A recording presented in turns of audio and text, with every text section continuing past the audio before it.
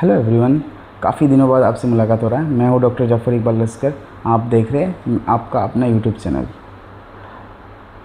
मैं कुछ दिनों से बिज़ी चल रहा था। मेरा ड्यूटीज़ भी काफ़ी हेक्टिक शेड्यूल पे चल रहा है। प्रेजेंटली मैं एक लाला के गांव में एज ए मेडिकल ऑफिसर अपना 1 ईयर CRP जो होता है बॉन्ड है उसको कंप्लीट कर रहा हूँ।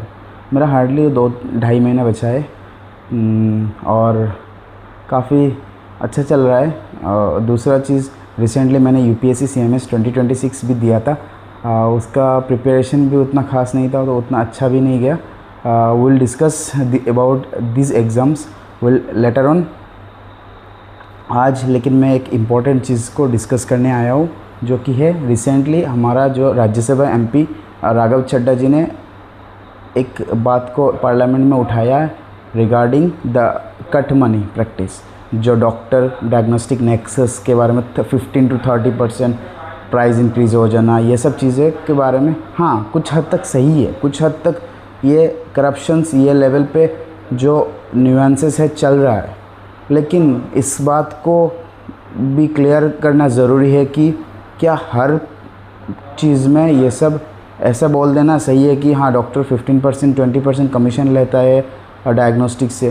पहली बात तो एक चीज़ क्लियर होना चाहिए कि क्या डॉक्टर हर टेस्ट जो लिखता है वो आपका फाइनेंशियल बेनिफिट के लिए लिखता है? नहीं। आप मेरे को पूछिए, सपोज़ एक पेशेंट आया है चेस्ट पेन लेके, मैं उसको ECG और ट्रोपोनिन्स ये सब इन्वेस्टिगेशन दे दूँ तो क्या गलत है? क्या पैसे के लिए कर रहा है? नहीं ना, क्योंकि कुछ चीज़ें होता है एविडेंस बेस्ड होना बहुत इंपॉर्टेंट होता है। अगर किसी को बुखार है 4-5 दिन से हो रखा है, उसको malaria test, dengue test, typhoid test ये सब करवा दिया, CBC चेक करवा लिया, तो क्या ये मॉनेटरी बेनिफिट के लिए हो गया? नहीं। तो ये डायरेक्टली क्लेम करना कि every test that we are giving वो कि मॉनेटरी बेनिफिट के लिए हो रहा है, ये सही नहीं है।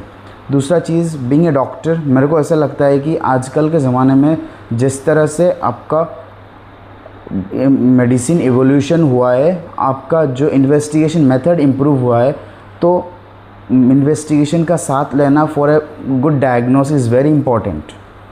इन्वेस्टिगेशन कोई अलग पार्ट नहीं है, एक मेडिसिन का एक इम्पॉर्टेंट इंटीग्रल पार्ट है।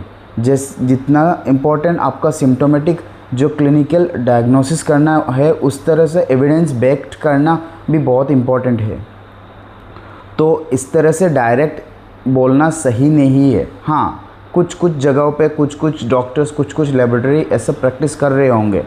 हमें उन पर्टिकुलर डॉक्टर, उन पर्टिकुलर लेबोरेटरी टेक्नीशियंस को या लेबोरेटरी को पनिश करना चाहिए, ना कि एज ए डॉक्टर या मेडिकल प्रोफेशन को ही हम लोग एलेज कर ले कि हाँ ये सब कटमनी प्रैक्टिस कर रहा है।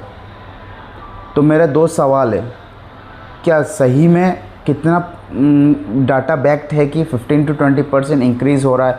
कितने लेबोरेटरीज़ का डाटा लिया गया, कितने डॉक्टर्स का या फिर कितने लेबोरेटरी से टेक्नीशियंस का ये कट मनी पकड़ा गया, उसका चीज़ बताना चाहिए। हर डॉक्टर को भी अकाउंटेबल होना चाहिए कि जो डायग्नोसिस के लिए हम लोग जो इन्वेस्टिगेशन दे रहे हैं क्या वो जस्टिफाइड है क्लिनिकली। सपोज़ मेरा पैर में दर्द हो रखा है, मेरे पैर में चोट लगा है, मैंने उस बंदे को हेड का CT स्कैन दे दिया, तो जस्टिफाइड नहीं है ना। तो क्लिनिकली जस्टिफाइड होना भी बहुत इंपॉर्टेंट है फॉर एनी सच इन्वेस्टिगेशंस। दूसरा चीज़, कुछ जगह पर कोई कुछ ब्राइवरी का केस, कुछ कट मनी प्रैक्टिस कर रहा है, उसके लिए पूरा एज ए मेडिकल प्रोफेशन को ही दवा देना या फिर उसको ही ब्लेम कर देना सही नहीं है। इस मेडिकल प्रोफेशन में होते हुए मेरा ऑलमोस्ट 2 साल होने वाला है। 1 year of internship at GMCH और फिलहाल 1 ईयर एट रूरल असम बोल सकते हैं। तो मैंने बहुत कुछ देखा, बहुत सारे प्राइवेट प्रैक्टिसेस देखा, बहुत सारे में जो ओपन दलाल घूम रहे हो, तो उसको भी मैंने बेसिकली दलाल बोलेंगे। एक नया नर्सिंग होम में नया डॉक्टर लाया है, उसको पेशेंट देना है, तो हमें ये सब भी पता है कि कोई ऑटो वाला या फिर कोई कैब ड्राइवर इन सब के साथ भी कनेक्शन रखता है, कोई क्लिनिक या फिर कोई डॉक्टर। ये सब सेकेंडरी चीज़ है, ये सब भी चल रहा है, एग्जिस्ट कर रहा है, वी समहाउ नो। बट इस तरह से ऐसे पूरे प्रोफेशन को ही गलत ठहराना बहुत ही गलत है। आपको इस विषय में क्या सोच है, आप अपना सोच को कमेंट में लिख सकते हैं। अगर आपको चाहिए कि एज ए डॉक्टर कैसे एविडेंस बेस्ड इन्वेस्टिगेशन को प्रेस्क्राइब करना चाहिए, उस रिगार्डिंग में वीडियो बनाओ, उस रिगार्डिंग में डिस्कस करो, तो आप प्लीज़ कमेंट में बताइए। Thank you.